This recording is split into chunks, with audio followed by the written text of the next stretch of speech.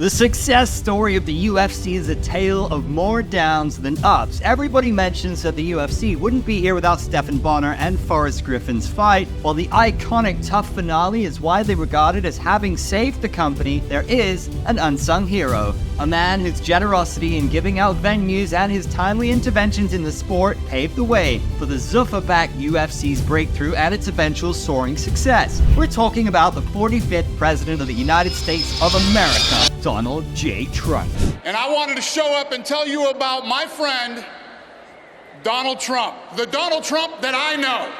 Alright fight fans, fold in, because we're diving into a tale that's part politics, part fight game, and all about Mr. Trump helping the UFC get a foothold in the US market. So sit back, enjoy all the action in the fighting business along with Sportskeeda MMA. Hit the bell icon to never miss any of our videos and subscribe to our channel. Let's go back to the 90s in the US. The UFC started and became an instant hit with the masses, but soon it became infamous. Both public perception and the political backlash forced the UFC's reputation down the drain. What followed next was catastrophic. No sanctioning, no venues. Then came the final nail in the casket. It was taken off TV and streaming platforms. Going out of business. It was basically going out of business. This guy, I don't know if he had the money or didn't, but was not willing to fund it anymore. All the money in it was gone. After the long battle to secure sanctioning, UFC stood on the brink of bankruptcy. In came the billionaire Fertitta brothers. They brought the UFC for a mere $2 million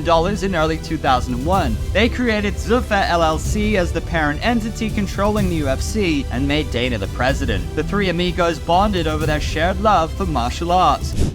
They bought it as a hobby, but they invested another 44 into it.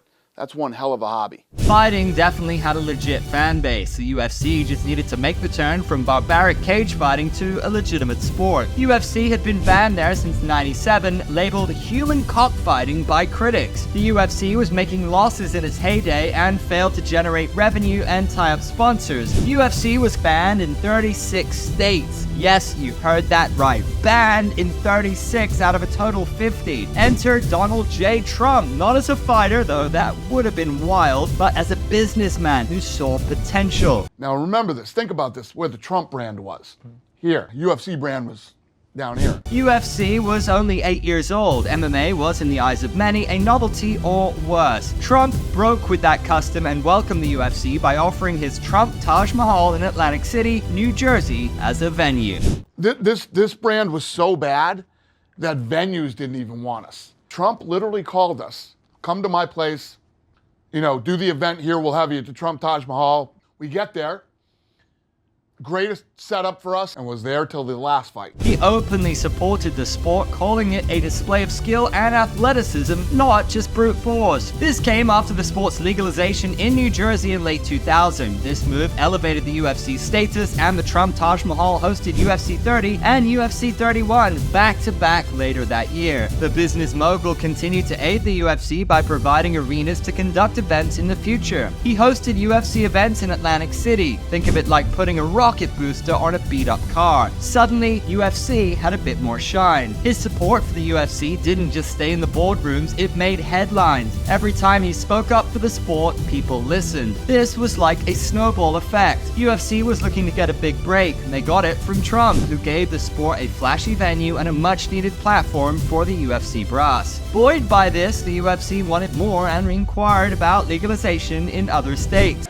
And I will always be grateful, so grateful to him for standing with with us in those early days. And let's be real for a minute. UFC needed someone bold, someone controversial to push it into the spotlight. Trump fits that bill perfectly. His larger-than-life persona drew eyeballs to UFC events. Suddenly, it wasn't just a niche sport, it was part of the cultural conversation. UFC brass got together with a decisive plan. They lobbied, campaigned, and worked those backroom deals. It wasn't just about money, it was about changing perceptions. Of course, not everyone brought into their pitch, but slowly some states gave in. Zuffa, who already had ties to the Nevada State Athletic Commission through Lorenzo Fertitta, gained approval for UFC events in Nevada in 2001. The UFC returned to cable pay-per-view, starting with UFC 33. The promotion's popularity grew steadily under Zuffa's ownership, bolstered by increased advertising, corporate sponsorships, and the release of events on home video and DVD. Fast forward to today, the UFC isn't just thriving, it's the market leader, a juggernaut in itself.